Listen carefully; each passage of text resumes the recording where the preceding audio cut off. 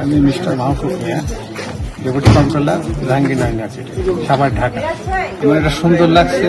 আর আপনাদের যে travel agency, এদের মানে এন্টারটেনমেন্ট, এদের যে ব্যবহার, এদের যে টাইমিং, সবকিছু মিলে অসাধারণ।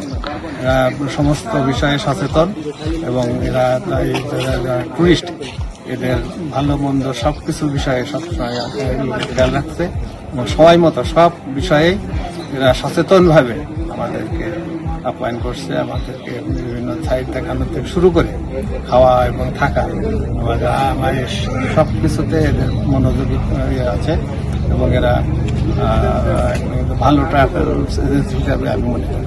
বলা হয় যে ইউরোপের সুইজারল্যান্ড বা বিভিন্ন দেশকে গ্রিনল্যান্ড, সুইজারল্যান্ড বলা হয়। আমার কাছে মনে হয়েছে যে এখানে আমরা ভুটান যদি আসি আমরা তার সব কিছু দেখতে পাবো।